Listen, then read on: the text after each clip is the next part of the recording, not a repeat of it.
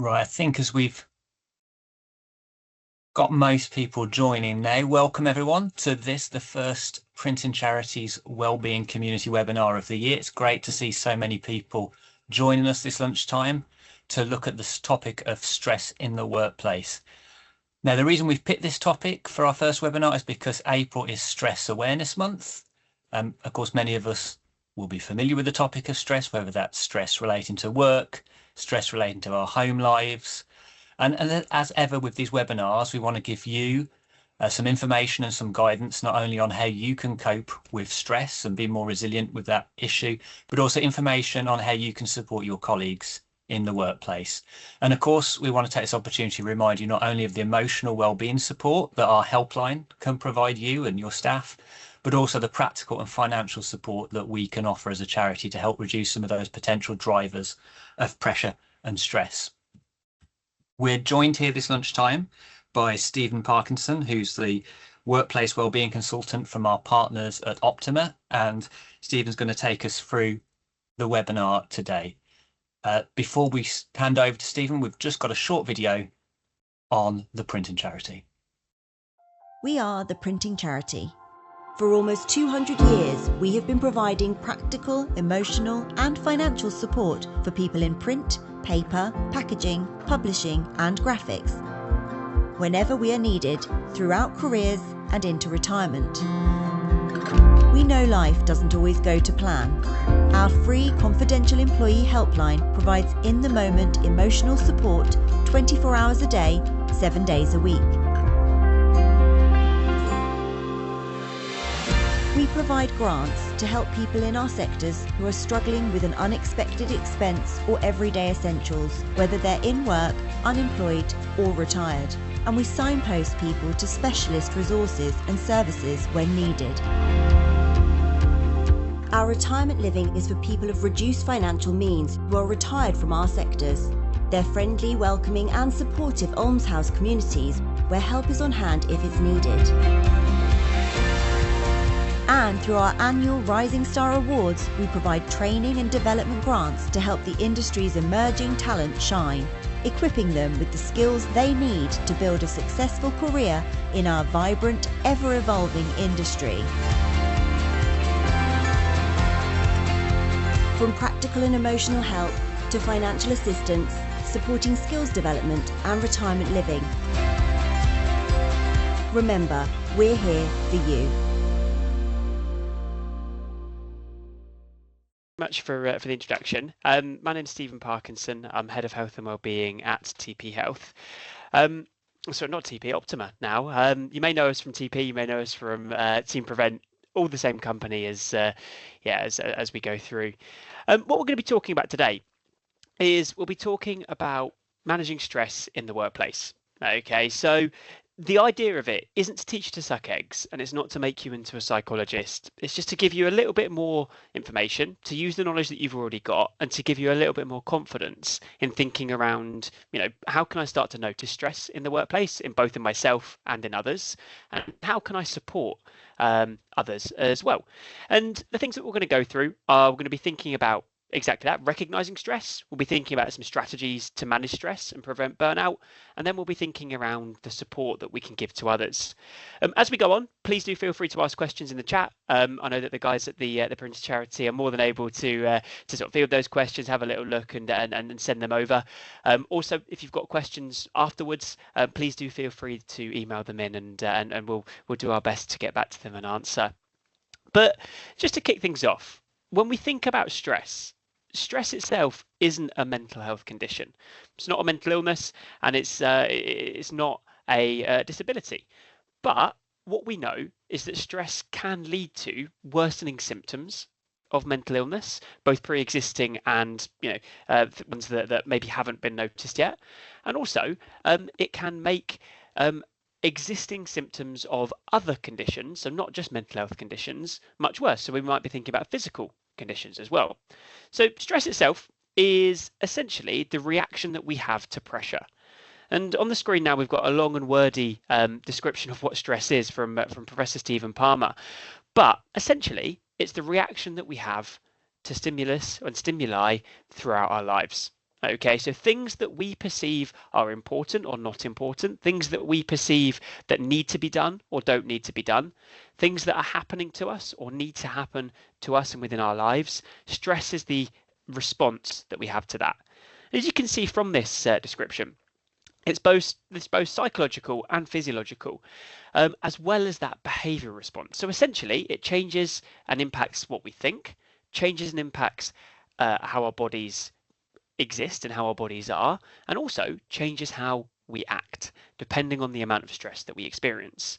So with that, it can either make us more motivated or less motivated. It can make us more committed or less committed to goals and performance, and it can make us more productive or less productive. Right, so what I've said there is essentially lots of outcomes that can come with it. So when we define stress, it's always useful to start thinking around the stress container.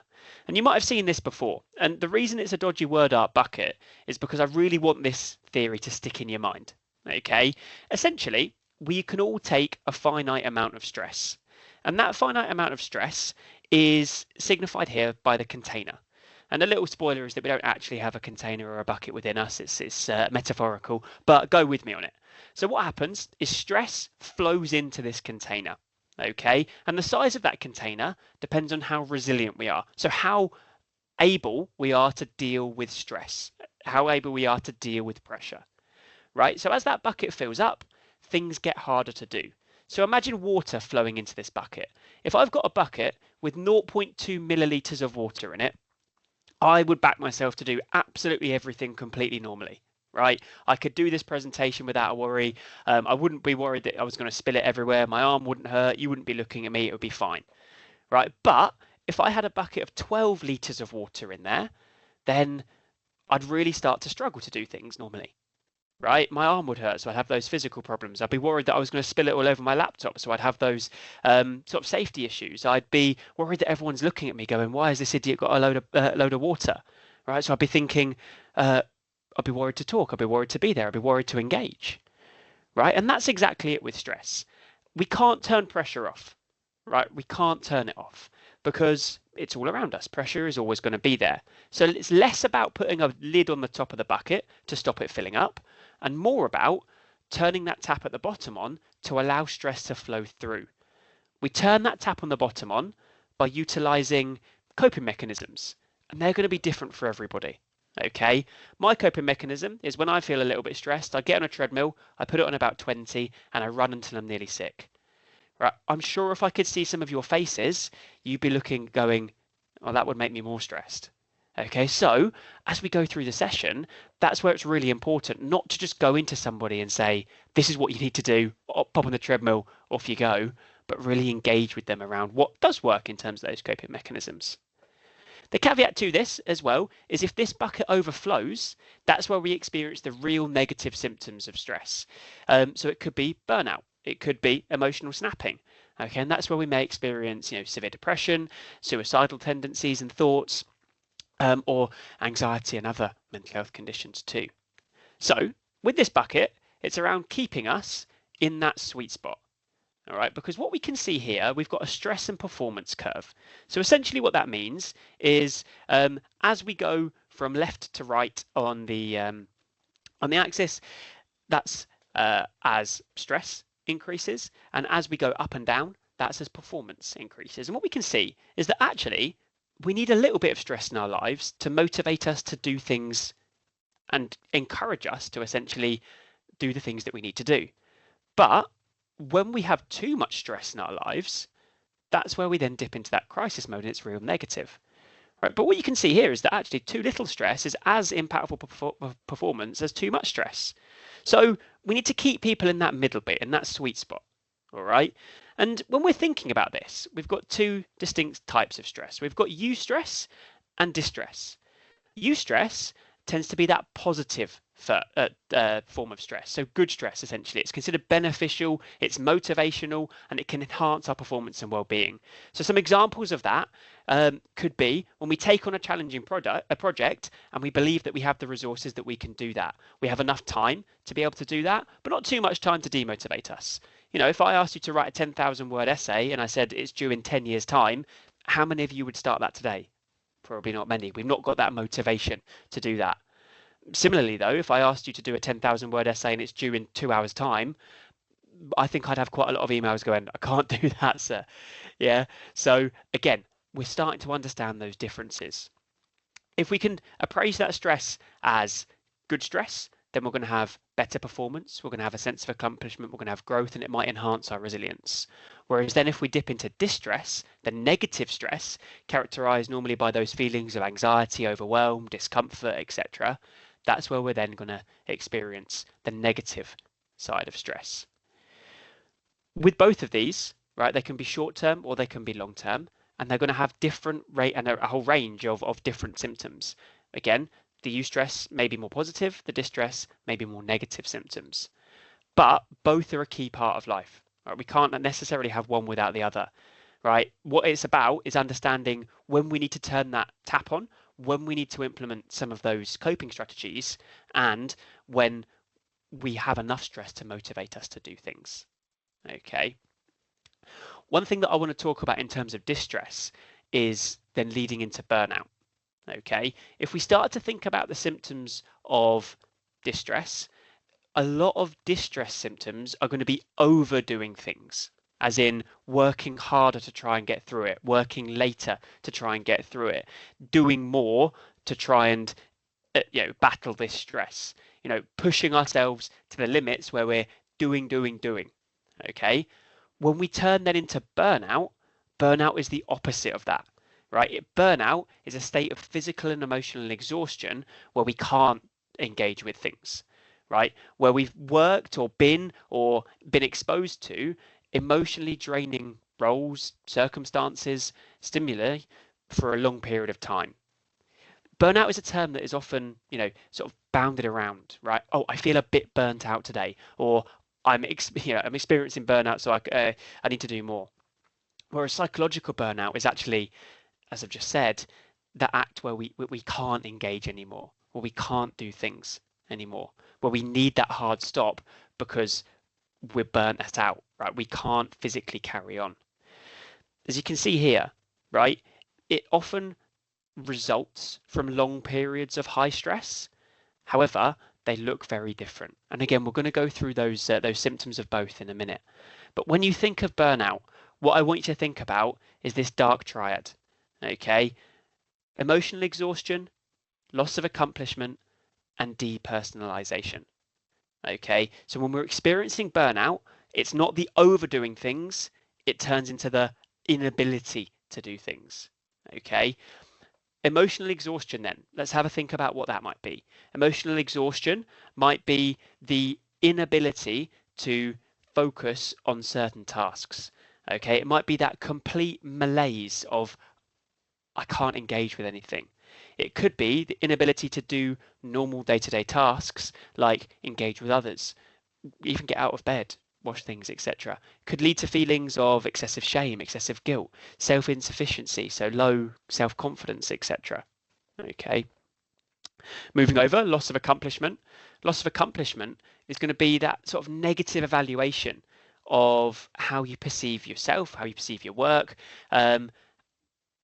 of how you are living your life, not enjoying certain stimuli. So again, we've got that malaise, right? That inability to engage with things that used to bring you joy.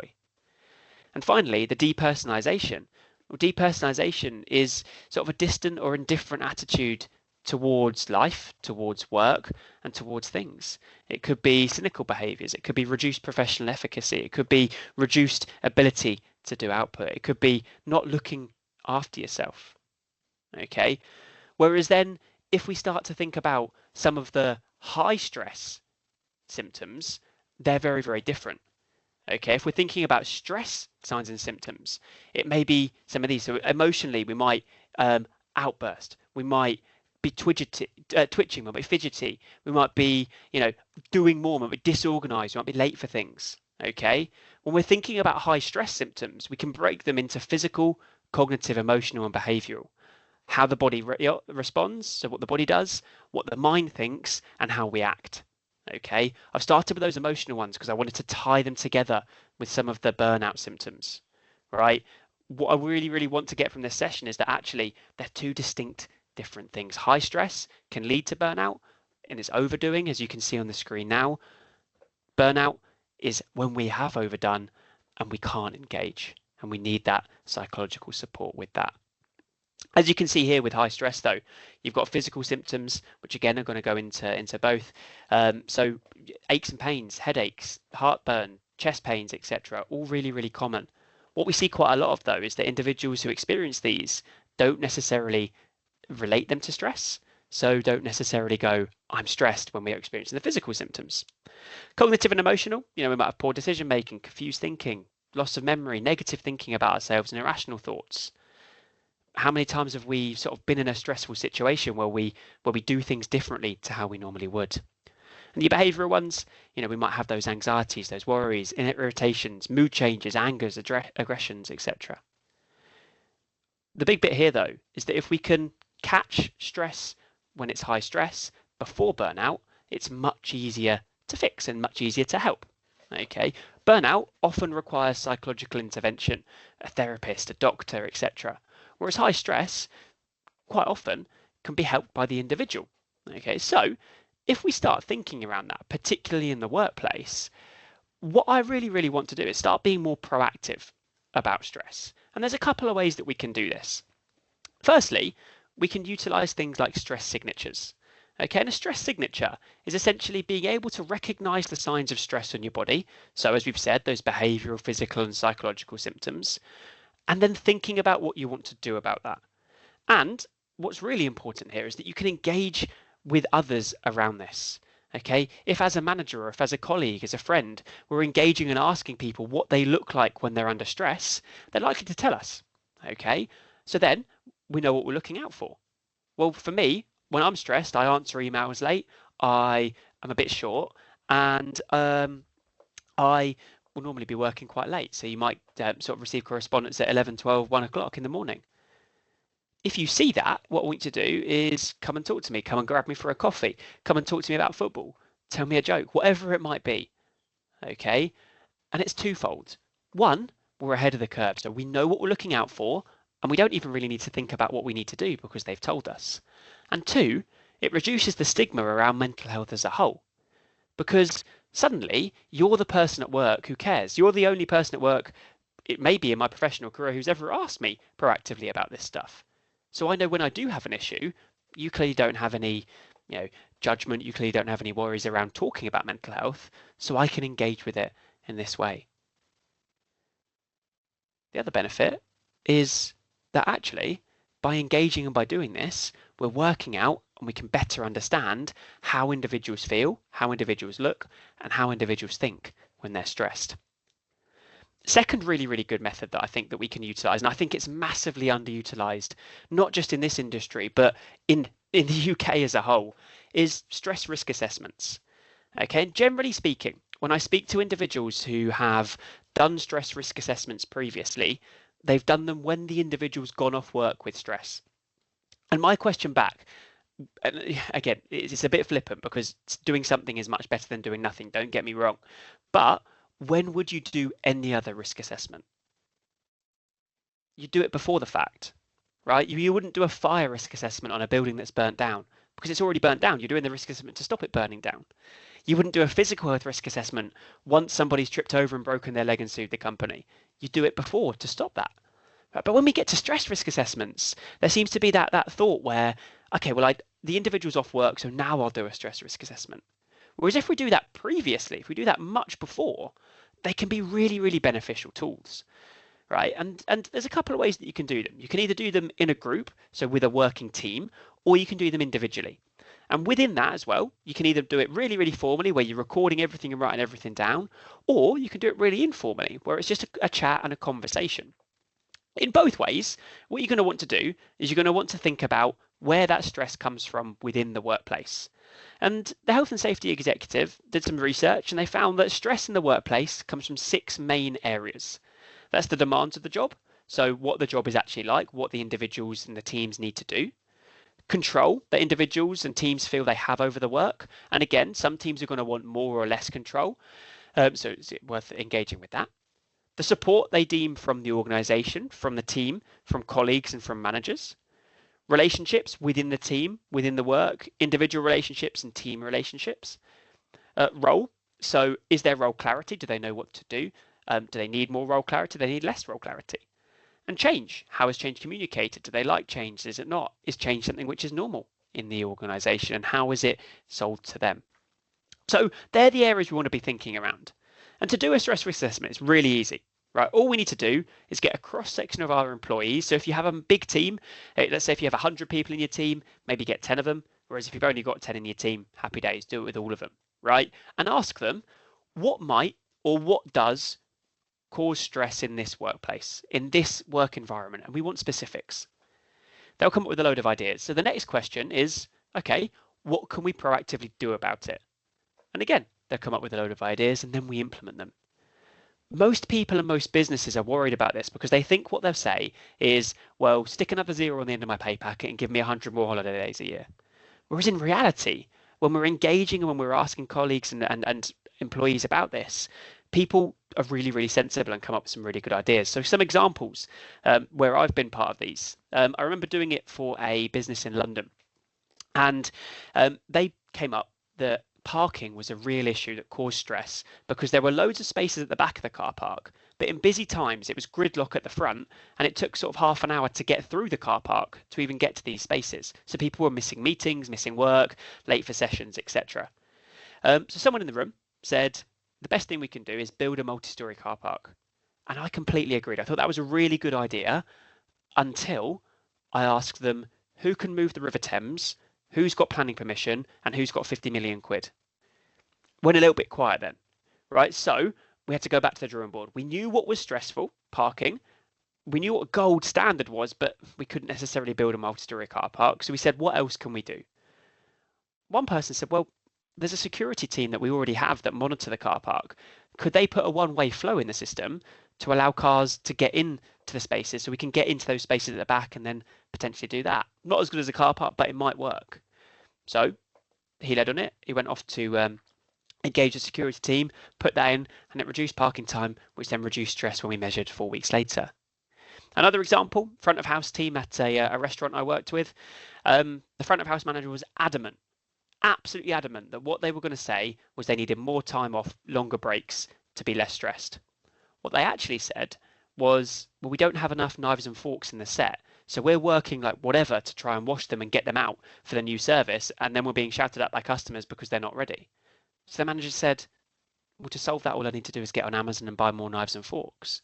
And they said, yes, exactly. Right? So when we're doing things like this, think practical. And if there's a couple of things which will work for you as managers. Quick wins are really, really good here because you can go, you said, we did.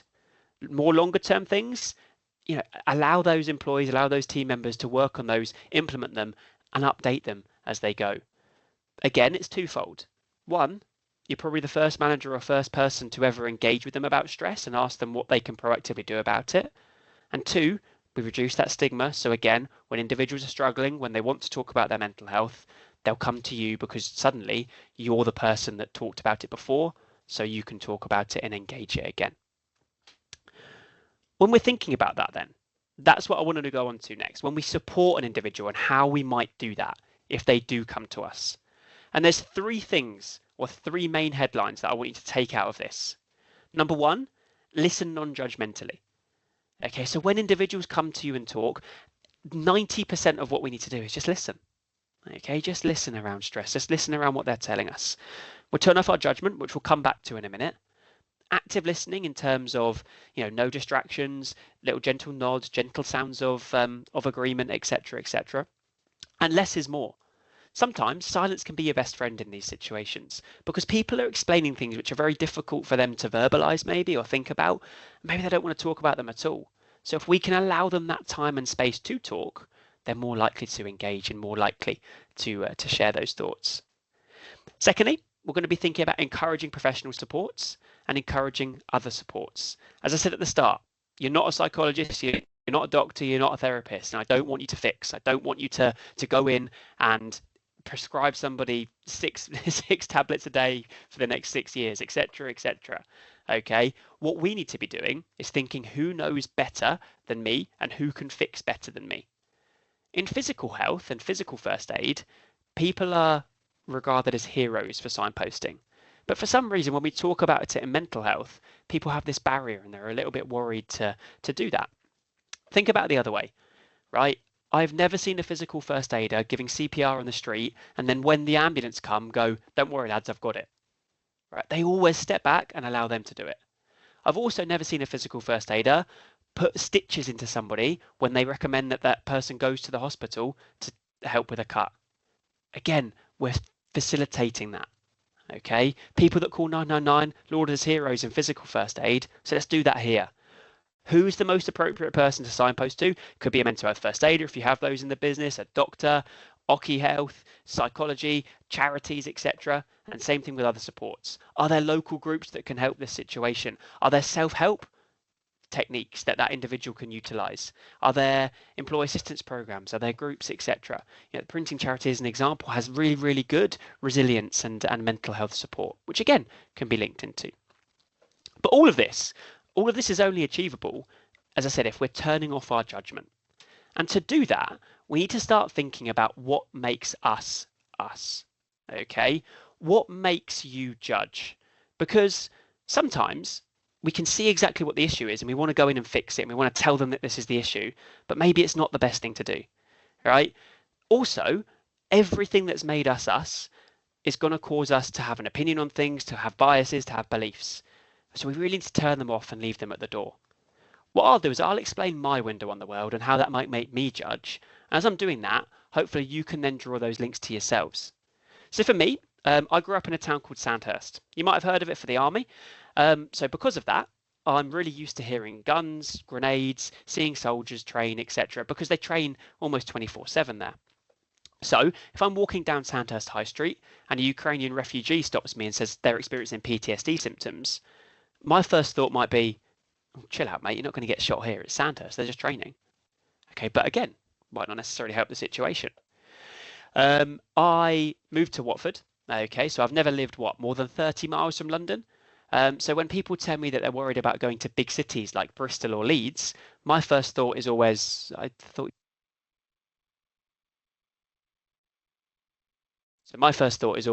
you said big cities, right? It can work the other way. I speak German, so I might better understand second language issues in terms of moving to a new country, registering for doctors, etc. But also, I have quite a small family, so birthdays and Christmases for me are only my mum, my dad, and my sister. I didn't have my grandparents, don't have any cousins, etc.